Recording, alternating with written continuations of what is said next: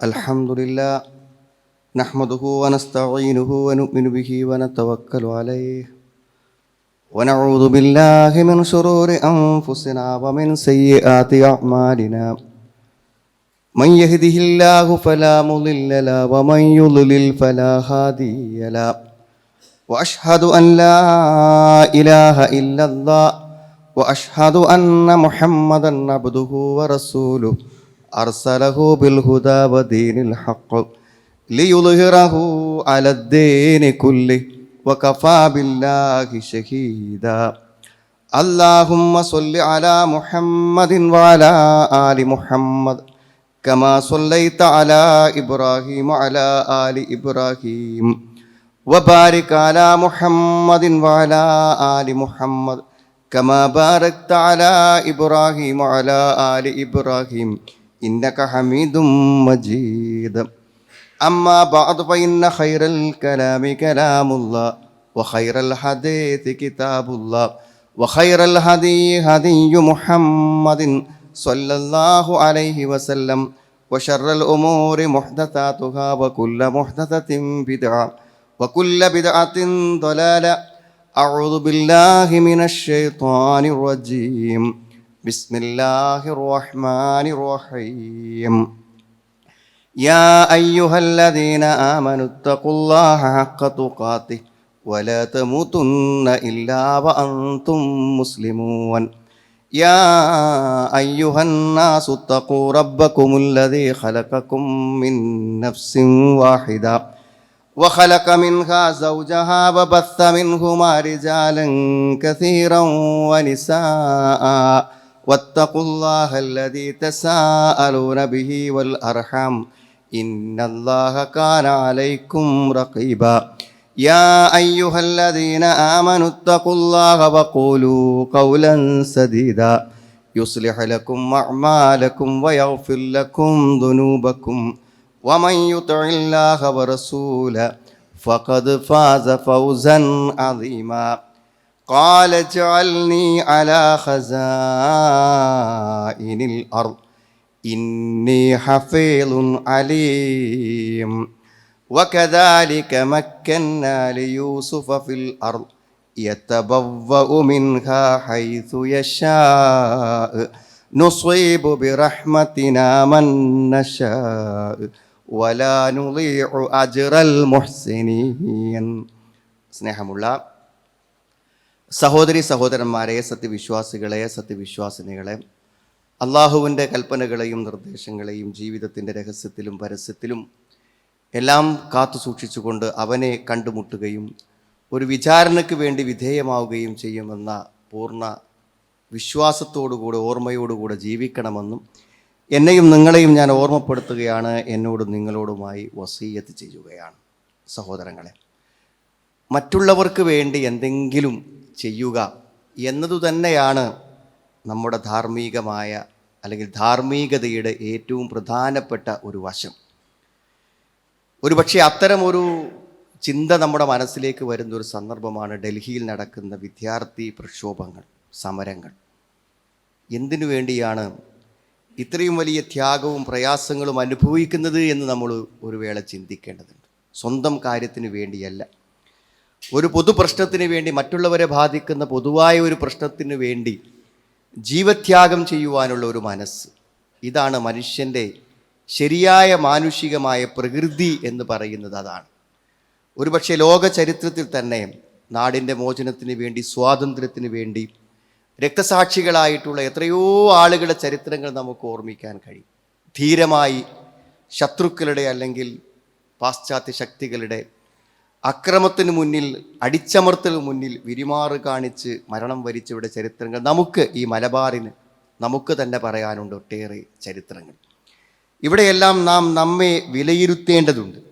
നമ്മുടെ സ്വന്തം ആവശ്യങ്ങളും സ്വന്തം കാര്യങ്ങളും എന്നതിനപ്പുറത്തേക്ക് സാമൂഹികമായോ അല്ലെങ്കിൽ മാനുഷികമായോ അല്ലെങ്കിൽ മതപരമായോ ഏതെങ്കിലും വിഷയത്തിൽ നമ്മുടെ പണം കൊണ്ടോ ശരീരം കൊണ്ടോ ആരോഗ്യം കൊണ്ടോ എന്തെങ്കിലും ത്യാഗം ചെയ്യുവാനുള്ള ഒരു മനസ്സ്, അതാണ് യഥാർത്ഥത്തിൽ ഏറ്റവും നന്മയുള്ള ഒരു മനസ്സ് എന്ന് പറയുന്നത്. അതാണ് യഥാർത്ഥം. ഇതിനെയാണ് നമ്മൾ ഇഹ്സാൻ എന്നും പറയുന്നത്. ഇഹ്സാൻ എന്ന് പറയുമ്പോൾ അള്ളാഹുവിൻ്റെ പ്രീതി മാത്രം ആഗ്രഹിച്ചുകൊണ്ട് നാം ചെയ്യുന്ന എല്ലാ നന്മകളും ആരാധനകളും എല്ലാം അതിൽ ഉൾക്കൊള്ളുന്നുണ്ട്. എന്നാൽ അതോടൊപ്പം മറ്റുള്ളവർക്ക് വേണ്ടി നാം ചെയ്യുന്ന ത്യാഗങ്ങൾ ഏറ്റവും പ്രധാനപ്പെട്ട ഒരു കാര്യമാണ്. എന്ന് പറയുമ്പോൾ ഒരു മറ്റുള്ളവനോട് നമ്മുടെ മനസ്സിന് സമാധാനം കിട്ടുന്ന ഒരു പുഞ്ചിരി പോലും ഒരു നന്മയാണല്ലോ. മറ്റുള്ളവൻ്റെ മനസ്സിനൊരു ആശ്വാസം പകരാൻ നമ്മുടെ മുഖത്ത് വിരിയുന്ന ഒരു പുഞ്ചിരിക്ക് സാധ്യമാകുന്നു. ഒരാളുടെ വേദന വെറുതെ ഒന്ന് കേട്ടു നോക്കുക. ഒരാൾ സങ്കടം പറയുമ്പോൾ നമ്മുടെ കുറച്ച് സമയം കൊടുത്തിട്ട് നമ്മളതൊന്ന് കേട്ടു നോക്കുക. അതും മറ്റുള്ളവർക്ക് വേണ്ടി നാം ചെയ്യുന്ന ഒരു ത്യാഗമാണ്. വഴിയിൽ നിന്നൊരു തടസ്സം നീക്കി കൊടുക്കുക, ഒരു നല്ല വാക്ക് മറ്റൊരാളോട് പറയുക, ഒരാളുടെ വിഷമത്തിൽ നമ്മൾ പങ്കുചേരുക. ഇതിനു വേണ്ടി നമ്മളിങ്ങനെ മണിക്കൂറുകൾ മാറ്റി വെക്കണം എന്നില്ല. നമ്മുടെ ജീവിതത്തിൻ്റെ സാധാരണ ഇടപെടലുകൾക്കിടയിൽ മറ്റുള്ളവനോടുള്ള ഒരു സ്നേഹം എത്രമാത്രം നോക്കും നിങ്ങൾ. ഏറ്റവും തൻ്റെ വംശനാശം ആഗ്രഹിക്കുന്ന ശത്രുവിനോട് പോലും അവനൊരു നന്മ ചെയ്യാൻ ആഗ്രഹിക്കുന്ന ഒരു മനസ്സാണ് പ്രവാചകന്മാരുടെയും പൂർവികന്മാരുടെയും മനസ്സ് എന്ന് പറഞ്ഞാൽ. എന്തൊക്കെ ബുദ്ധിമുട്ടാണ് മക്കത്തുള്ള ആളുകൾ നബി സ്വല്ലല്ലാഹു അലൈഹി വസല്ലം ഉണ്ടാക്കിയിട്ടുള്ളത്. എന്നാൽ എല്ലാവരെയും തന്നെ മുന്നിൽ കീഴ്പ്പെട്ട് കിട്ടുന്ന മക്കം ഫതഹിൻ്റെ ആവുമ്പോൾ ലാ തസ്രീബൽ, ഇന്ന് നിങ്ങളുടെ മേൽ യാതൊരു കുറ്റവുമില്ല, ഒരു നടപടിക്രമങ്ങളുമില്ലെന്ന് പറഞ്ഞ് മാപ്പ് കൊടുക്കുന്ന രംഗം. അതിലേറെ ചരിത്രത്തിൽ വൈകാരികമായ ഒരു മുഹൂർത്തം നമ്മൾ കാണുന്നുണ്ട്. യൂസുഫ് നബി അലൈഹിസ്സലാമിൻ്റെ ചരിത്രത്തിൽ തന്നെ അപകടപ്പെടുത്താൻ ശ്രമിച്ച ജ്യേഷ്ഠ സഹോദരന്മാരെ അല്ലെങ്കിൽ ജ്യേഷ്ഠന്മാരെ ഒന്നിച്ച് കിട്ടുന്ന ഒരു സന്ദർഭമുണ്ട്. അവരെന്തിനാണ് വന്നതെന്നറിയും. പട്ടിണിക്കൊരു പരിഹാരം നിലക്ക് ഭക്ഷണ സാധനങ്ങൾ വാങ്ങാൻ വേണ്ടി വന്നതാണ്. തന്നെ നശിപ്പിക്കാനും തന്നെ കൊല്ലാനും ശ്രമിച്ച ആൾക്കാരെ മുന്നിൽ കിട്ടുന്ന സമയത്ത് അവർക്ക് മാപ്പ് കൊടുക്കുന്ന ഒരു രംഗമുണ്ട്. സത്യത്തിൽ എന്താണ് സ്വർഗത്തിലേക്ക് നമ്മളെ എത്തിക്കുന്ന ഈ സത്യമായ ശരിയായ മതമെന്ന് പറഞ്ഞാൽ എന്താണെന്ന് വളരെ ചുരുക്കി അള്ളാഹു പറഞ്ഞു തരുന്നുണ്ട്. വമാ ഉമിറു ഇല്ലാ ലിയഅ്ബുദുല്ലാഹ മുഖ്ലിസീന ലഹുദ്ദീൻ ഹുനഫാഅ വയുഖീമുസ്സലാ ദാലിക ദീനുൽ ഖയ്യിമ വയുഅ്തുസ് സകാഅ ദാലിക ദീനുൽ ഖയ്യിമ. എന്താണ്? ഒന്ന് തൗഹീദാണ്, നിഷ്കളങ്കമായി അള്ളാഹിനെ ആരാധിക്കുക. അത് പറയാൻ കാരണം തൗഹീദ് ഇല്ലാത്തവനിൽ യാതൊരു ദീനുമില്ല എന്നുള്ളതാണ്. തൗഹീദ് ഇല്ലാതെ ദീനിൻ്റെ ബാക്കിയുള്ള എല്ലാ കാര്യങ്ങളും ഒരാൾ സ്വീകരിച്ചാലും അല്ലാത്ത ഒരാളെ വിളിച്ചു പ്രാർത്ഥിക്കുക, ആരാധിക്കുക, നേർച്ച വഴിപാട് നേരെ ചെയ്താൽ അവൻ്റെ ദീൻ അതോടുകൂടെ അവസാനിച്ച് അവൻ്റെ മതത്തിൻ്റെ മറ്റൊരു നന്മകളും അവൻ്റെ നന്മകളായി പരിഗണിക്കൂലാണ്. പിന്നെ രണ്ട് കാര്യം പറഞ്ഞ വയുഖീമുസ്സല, നിസ്കരിക്കുക, വയുഅ്തുസ് സകാ, സകാത്ത് കൊടുക്കുക. നിസ്കാരം എന്നുള്ളത് ആത്മാർത്ഥമായും നിഷ്കളങ്കമായും നമ്മൾ അള്ളാഹുവിന് വേണ്ടി അർപ്പിക്കുന്ന ഒരു കാര്യമാണ്. നമ്മുടെ മനസ്സിൻ്റെ ഉള്ളിൽ നിന്ന് ആത്മാർത്ഥമായി ചെയ്യുന്ന ഒരു ആരാധനയാണ് നിസ്കാരം. വയുഅ്തുസ് സകാ എന്ന് പറഞ്ഞാലോ, സക്കാത്ത് നമ്മൾ മറ്റുള്ളവർക്ക് നൽകുന്ന ഒരു ധർമ്മമാണ്, ദാനമാണ്.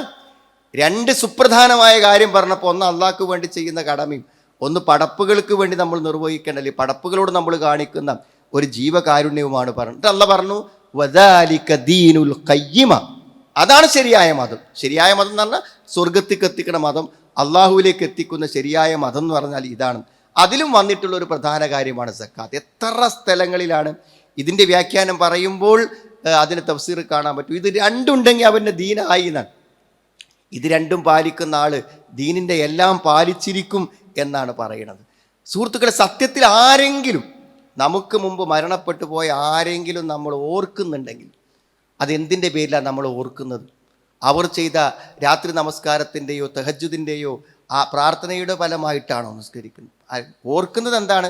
അദ്ദേഹത്തിൻ്റെ കൂടെ ജീവിച്ച മറ്റുള്ളവർക്ക് എന്ത് പ്രയോജനം ലഭിച്ചു എന്നുള്ളതാണ്. പ്രവാചകന്മാർ ലോകത്തൊരിക്കലും വിസ്മരിക്കപ്പെടാത്ത മഹത്തുക്കളായത് എന്തുകൊണ്ടാണ്? അവർ ജനങ്ങൾക്ക് വേണ്ടി അത്യധികമായ ത്യാഗം ചെയ്ത് അള്ളാഹുവിൻ്റെ സത്യം ജനങ്ങൾക്ക് എത്തിച്ചു കൊടുത്ത് അവരെ നരകത്തുനിന്ന് മോചിപ്പിക്കാൻ വേണ്ടി അവർ വലിയ ജീവത്യാഗങ്ങളാണ് അവർ ചെയ്തിട്ടുള്ളത്.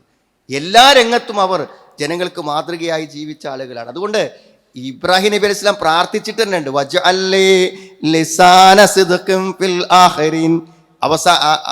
അവസാന കാലക്കാരിൽ എന്ത് ചെയ്യണം? എനിക്ക് നീ സൽകീർത്തി തരണം എന്നാണ്. എന്താ സൽകീർത്തി? ഇബ്രാഹിം നബിനെ എക്കാലത്തും ലോകത്തുള്ള എല്ലാവരും ഓർക്കുന്നത് എന്തുകൊണ്ടാണ്? അത് ആ ജീവിതത്തിൻ്റെ ഏറ്റവും വലിയ ത്യാഗമാണ്. അള്ളാഹുവിൻ്റെ സത്യം മറ്റുള്ളവർക്ക് എത്തിച്ചു കൊടുക്കാൻ വേണ്ടി ചെയ്ത ഏറ്റവും വലിയ ത്യാഗം, ഏറ്റവും വലിയ ജീവകാരുണ്യ പ്രവർത്തനം. നൂഹ് നബിയെ കുറിച്ച് പറയുന്നുണ്ട് ഖുർആനിൽ, വസലാമുൻ അലാ നൂഹിൻ ഫിൽ ആലമീൻ. നൂഹിൻ്റെ മേൽ സമാധാനം. ലോകത്തുള്ള എല്ലാ ആളുകളിലും നൂഹിൻ്റെ മേൽ സമാധാനം എന്ന് പറഞ്ഞാൽ നൂഹ് നബി അലൈഹിസ്സലാം ലോകരിൽ ഏറ്റവും സ്മരിക്കപ്പെടുന്നവരായത് ആ ത്യാഗം കൊണ്ടാണ്. അതുകൊണ്ട് സഹോദരങ്ങളെ, സത്യത്തിൽ ജീവിതത്തിൽ നമ്മളെല്ലാവരും ആലോചിക്കേണ്ട ഒരു കാര്യം, എന്താണ് നമ്മുടെ വീട്ടിലേക്ക് അരി കൊണ്ടുവരുന്നതിനും നമ്മുടെ ജീവിതം മുന്നോട്ട് കൊണ്ടുപോകുന്നതിനും നമ്മുടെ കച്ചവടം നമ്മുടെ ബിസിനസ്സും അല്ലാതെ നമ്മൾ എവിടെയെങ്കിലും നമ്മുടെ സമയം കൊണ്ടോ ആരോഗ്യം കൊണ്ടോ എന്തെങ്കിലും ഒരു പങ്ക് നമ്മൾ നിർവഹിക്കുന്നുണ്ടോ എന്ന് കാര്യമായി നമ്മൾ ആലോചിക്കേണ്ട ഒരു കാര്യമാണ്. ഇതെങ്ങനെയാണ് ഇങ്ങനെയൊക്കെ ചെയ്യാൻ ആളുകൾക്ക് പറ്റുന്നത് എന്നാണ്. അതിന് കുറേ കാരണങ്ങളുണ്ട്.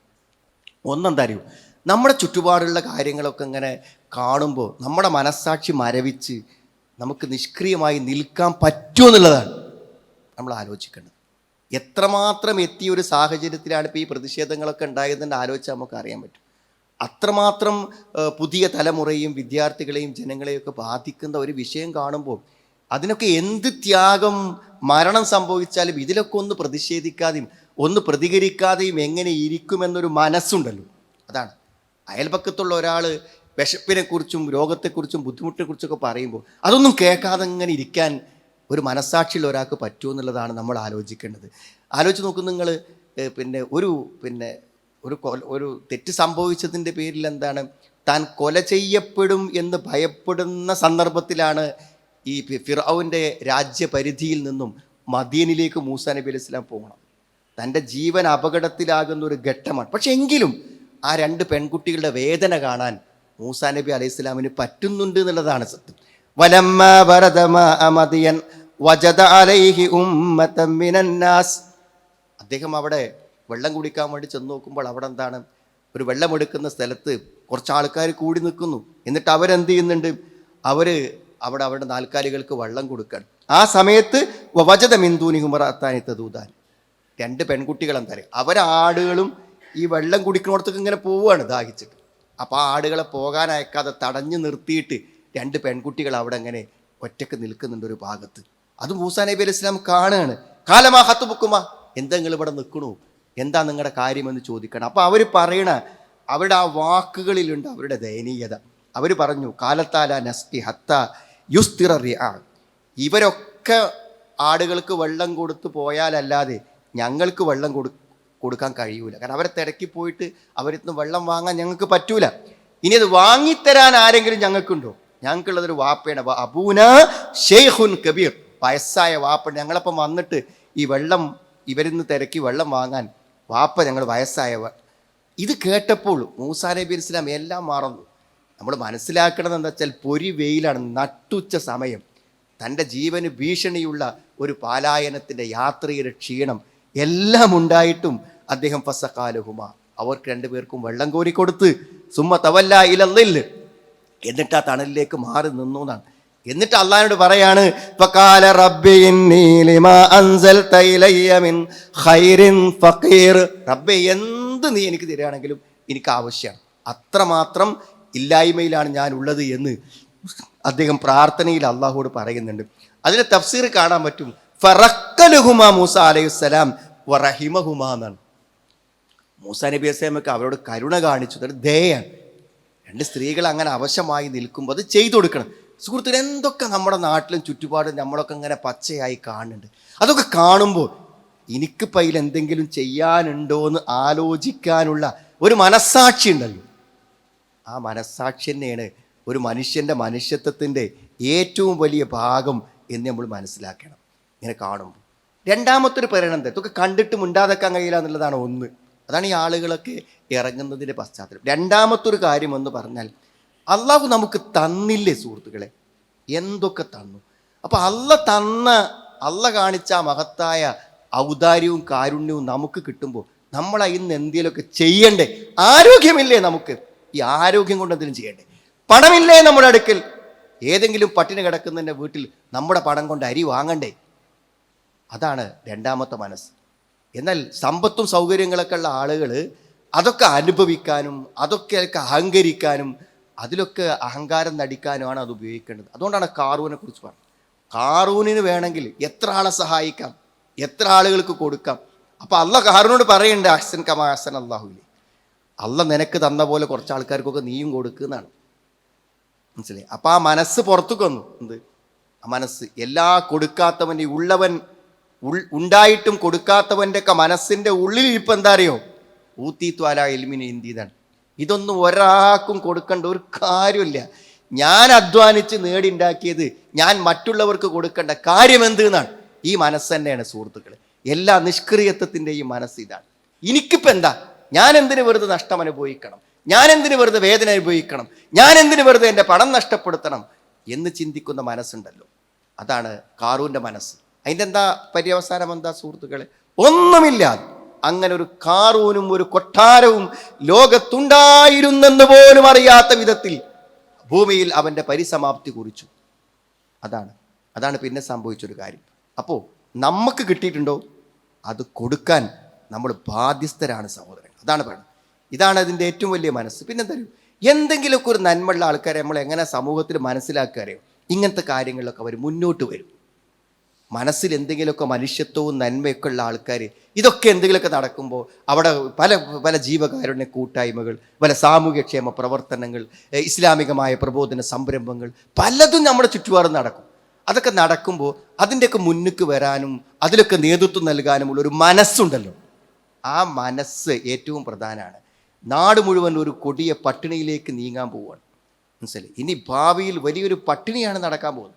ആ പട്ടിണിയെ അതിജീവിക്കാൻ വേണ്ടി ഇന്നുള്ള ധാന്യങ്ങളും സമ്പത്തുകളൊക്കെ സൂക്ഷിച്ച് ഖജനാവിൽ സൂക്ഷിച്ചു വെച്ച് അത് ഭാവിയിൽ ആളുകൾക്ക് നൽകുവാനുള്ള ഒരു പദ്ധതിയാണ് ആസൂത്രണം ചെയ്യുന്ന യൂസുഫ് നബി അലൈഹി സ്വലാമിൻ്റെ നിർദ്ദേശപ്രകാരം.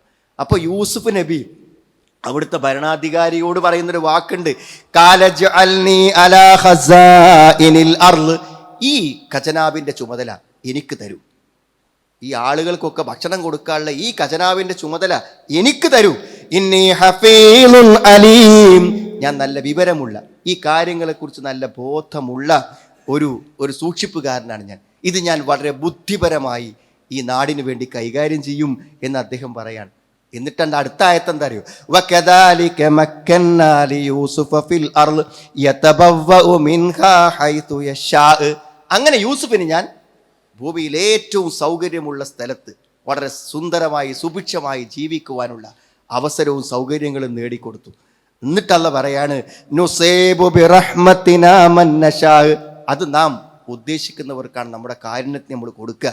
വലാ നുളീഉ അജ്റൽ മുഹ്സിനീൻ, നന്മ ചെയ്യുന്നവരുടെ പ്രതിഫലം ഞാൻ പാഴാക്കി കളയില്ലാന്നാണ്.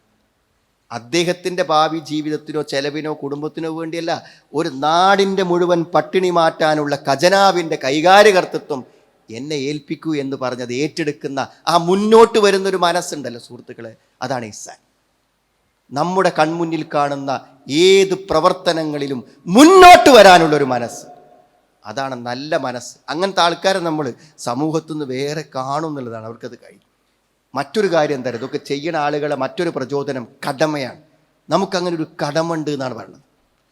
ഈ പാവപ്പെട്ട ആൾക്കാരൊക്കെ പട്ടിണി കിടന്ന് മരിച്ച് നാളെ പരലോകത്ത് ചെന്നാൽ അവിടെ വെച്ചുകൊണ്ട് എന്ത് അവരെ കാര്യത്തിൽ ഈ പണക്കാരെ വിചാരണ ചെയ്യുമെന്ന് സക്കാത്തിനെ കുറിച്ച് പറയുന്നിടത്ത് കാണാൻ പറ്റും. ആ എന്തിനാ വിചാരണ? ഇവരൊക്കെ പട്ടിണി കിടന്നത് അവരൊക്കെ സ്വത്തും കെട്ടിപ്പൂട്ടി വെച്ച് നീ കൊടുക്കാതെ വെച്ചതുകൊണ്ടാണെന്ന്. അതുകൊണ്ടാണ് ഖുർആൻ പറഞ്ഞത്, അതിൽ ഹക്കുൻ ലിസ്സാഇലി വൽ മഹ്റൂം, ഹക്കുൻ ലിസ്സാഇലി വൽ മഹ്റൂം, ഇല്ലാത്തവനും ചോദിച്ചു വരുന്നവനൊക്കെ ഒരവകാശമുണ്ടെന്നാണ്. വഫീ അംബാലിഹിം ഹക്കുൻ ലിസ്സാഇലി വൽ മഹ്റൂം, അവരുടെ സമ്പത്തിൽ ചോദിച്ചു വരുന്നവനും അതേപോലെ തന്നെ ഇല്ലാത്തവരും ദരിദ്രന്മാർക്കൊക്കെ ഒരു അവകാശം ഉണ്ട് എന്നാണ് സുഹൃത്തുക്കളെ. മനസ്സിലായി? ഭർത്താവ് മരിച്ച് വിധവയായി മക്കളെ പോറ്റാൻ ഗതിയില്ലാതെ എവിടുന്ന് ബാഗ് വാങ്ങും, എവിടുന്ന് പുസ്തകം വാങ്ങും, എവിടുന്ന് അവർക്ക് ഫീസ് കൊടുക്കും എന്നൊക്കെ വേദനിക്കുന്നവരുണ്ടല്ലോ. ഓലൊന്നും ചോദിക്കാനും പറയാനും നിൽക്കാതെ നമ്മൾ അറിവിൽ പെടുമ്പോൾ കൊണ്ടുപോയി കൊടുത്ത് സഹായിച്ചില്ലെങ്കിൽ നാളെ അവരനുഭവിച്ച വേദന നമുക്കെതിരെയുള്ള ചോദ്യമായി പരലോകത്ത് വരും എന്ന് പറഞ്ഞാൽ അത് ബോധമുള്ള ആൾക്കാരെ സംബന്ധിച്ചിടത്തോളം അങ്ങനെ നിഷ്ക്രിയമായി നിൽക്കാൻ പറ്റില്ല. പിന്നെ ഒന്ന് നന്ദിയാണ്. ഞമ്മക്ക് കിട്ടിയതിനുള്ളൊരു നന്ദി ഉണ്ടല്ലോ സുഹൃത്ത്. എന്തപ്പോൾ മാതാപിതാക്കളോട് കടമ? മാതാപിതാക്കളോട് എന്താ കടമ? അനിഷ്കുറിലീ വലിവാലിദീക് ഇലയ്യൽ മസീർ, എനിക്കും നിന്റെ മാതാപിതാക്കൾക്കും നന്ദി ചെയ്തു. അള്ള എന്തൊക്കെയാ ചെയ്തെന്നത് അവിടെ അള്ളാഹുവിന് നന്ദി. പിന്നെ നമ്മുടെ വാപ്പയും ഉമ്മയും നമ്മൾ ഇന്ന് എന്തൊക്കെ അവർക്ക് ചെയ്തു കൊടുക്കണോ അതൊക്കെ അവർ മുമ്പ് നമുക്ക് ചെയ്തു തന്നതാണ്. ഇപ്പം നമ്മൾ അവർക്ക് എന്തൊക്കെ ചെയ്തു കൊടുക്കുന്നുണ്ടോ അതൊക്കെ നമുക്ക് ചെയ്തതിൻ്റെ ഒരു പ്രത്യുപകാരമെന്നേ പറയാനാകൂ.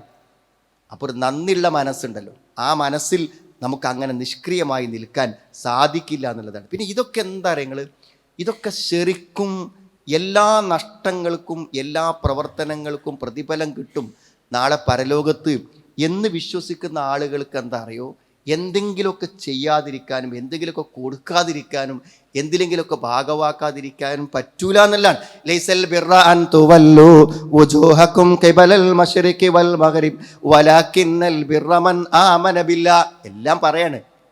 കിഴക്കോട്ടും പടിഞ്ഞാറോട്ടും മുഖം തിരിക്കലല്ല പുണ്യം എന്ന് പറഞ്ഞിട്ട് പുണ്യം വിശദീകരിക്കുമ്പോഴും അതിൽ വിശ്വാസം, ഈമാൻകാരിയും ഇസ്ലാംകാരിയും ഒക്കെ പറഞ്ഞിട്ട് അള്ളാഹ് പറയാണ്, വആത്തൽ മാല അലാ ഹുബ്ബിഹി ദബിൽ ഖുർബാ വൽ യതാമാ വൽ മസാകിൻ വബിനിസ് സബീൽ.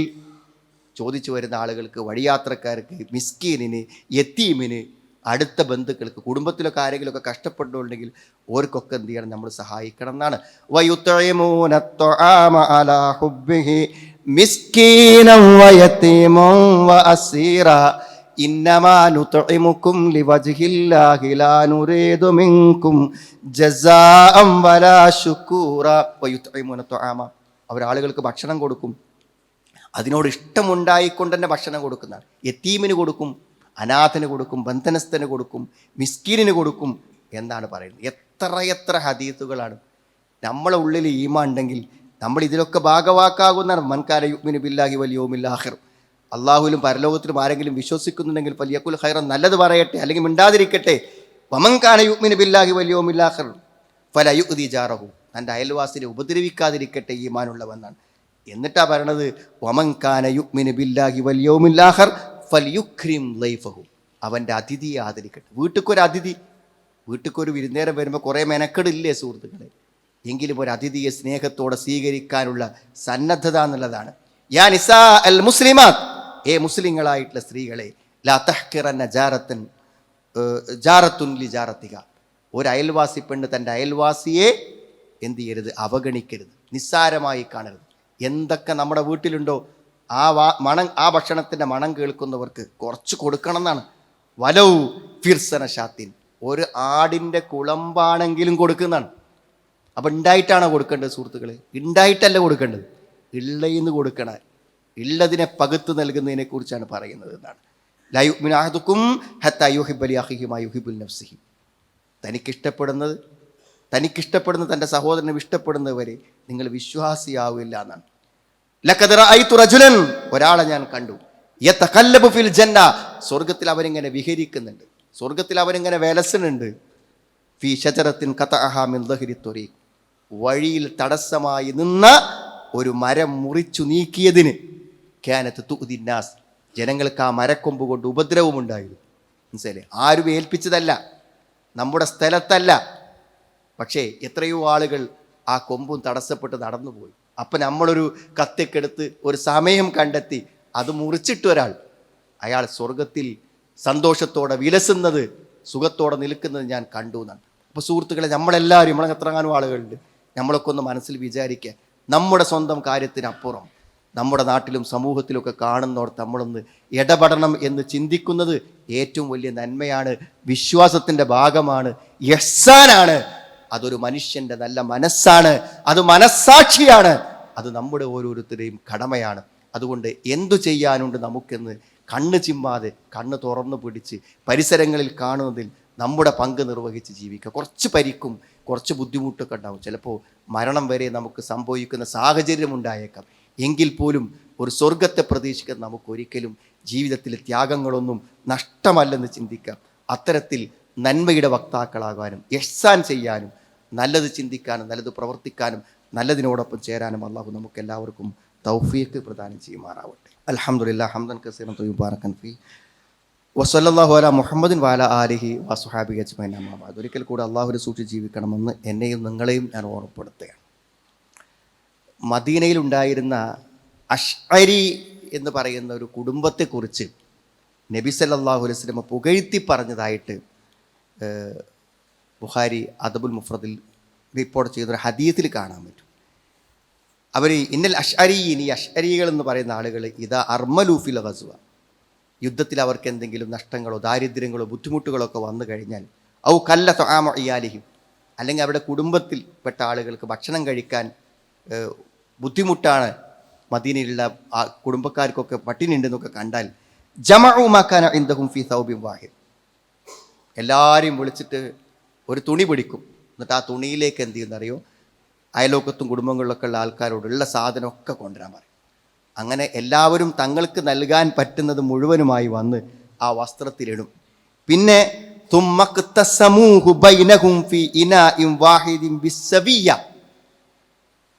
അപ്പോൾ ഉള്ളോലും ഇല്ലാത്തോലും ഒക്കെ കൊണ്ടുവരും. കൊടുന്നിട്ട് എന്ത് ചെയ്യുന്നറിയോ, ഒരു ഒറ്റ അളവ് പാത്രം കൊണ്ട്, തുല്യമായ ഒരു അളവ് പാത്രം കൊണ്ട് എന്ത് ചെയ്യും, അളന്നിട്ട് എല്ലാവർക്കും കൊടുക്കും. എല്ലാ ആളുകൾക്കും കൊടുക്കും. അപ്പം എന്തായി, എല്ലാവർക്കും തുല്യമായി. ഉള്ളവൻ്റെ ഇല്ലാത്തൻ്റെ ഒക്കെ വാങ്ങിയിട്ട് എല്ലാവർക്കും സമമായി വീതിക്കും. അപ്പോൾ എല്ലാവർക്കും ഒരുപോലെ കിട്ടുന്നതാണ്.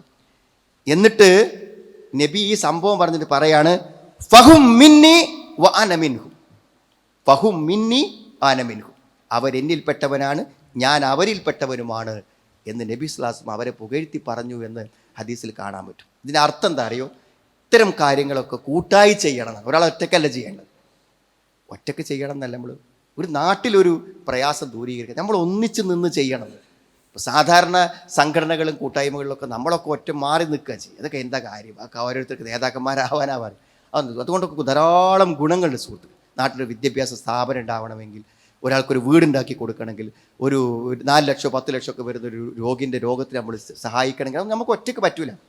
എല്ലാ കൂട്ടായ്മകളും, വ്യത്യസ്തമായ കൂട്ടായ്മകളുണ്ട്. നന്മയ്ക്ക് വേണ്ടിയുള്ള എല്ലാ കൂട്ടായ്മകളിലും ഒന്ന് പോയിരുന്ന ആ ചർച്ചയിലൊന്ന് പങ്കെടുക്കാൻ, ആ മീറ്റിങ്ങിലൊന്ന് പങ്കെടുക്കാൻ, അതിക്കൊരു 10 രൂപ പെട്ടി കൊണ്ടിടാൻ, അതൊക്കെ തന്നെയാണ് സുഹൃത്തുക്കളെ ഈ സമൂഹത്തിൽ. നമ്മുടെ നാട്ടിലൊക്കെ അതിനുള്ള സാഹചര്യങ്ങളും സൗകര്യങ്ങളും ഏറെയാണ്. അപ്പോൾ നമ്മൾ ഒറ്റപ്പെട്ട് നിൽക്കുക, നിഷ്ക്രിയമായി നിൽക്കരുത്. അശ്അരിയാക്കളെ പറ്റി പറഞ്ഞ പോലെ നമ്മൾ എന്ത് ചെയ്യണം, അത്തരം നന്മകളിൽ ഭാഗവാക്കാകുമ്പോൾ അത് വലിയ സേവനങ്ങളും വലിയ നല്ല പ്രവർത്തനങ്ങളുമാകും. തീർച്ചയായും നന്മയുടെ ഭാഗമാകാനും നന്മയിൽ പങ്കാളികളാകാനും അതിൻ്റെ പ്രതിഫലം ഇഹലോകത്തും പരലോകത്തും അനുഭവിക്കാനും അള്ളാഹു നമുക്ക് എല്ലാവർക്കും തൗഫീഖ് പ്രദാനം ചെയ്യുമാറാവട്ടെ. അള്ളാഹു ഞങ്ങളിന്ന് വന്നുപോയ തെറ്റുകളെ, കുറ്റങ്ങളെ ഞങ്ങൾക്ക് നീ പുറത്ത് മാപ്പാക്കി തരുന്ന റഹ്മാനെ. അള്ളാഹു ഞങ്ങളുടെ ഇണകളിൽ നിന്ന് സന്താനങ്ങളിൽ ഞങ്ങൾക്ക് കൺകുടുംബ പ്രദാനം ചെയ്യണമേ റഹ്മാൻ. മരണപ്പെട്ടു പോയ ആളുടെ കബറുകളെ നീ വിശാലമാക്കി കൊടുക്കാൻ റഹ്മാനും.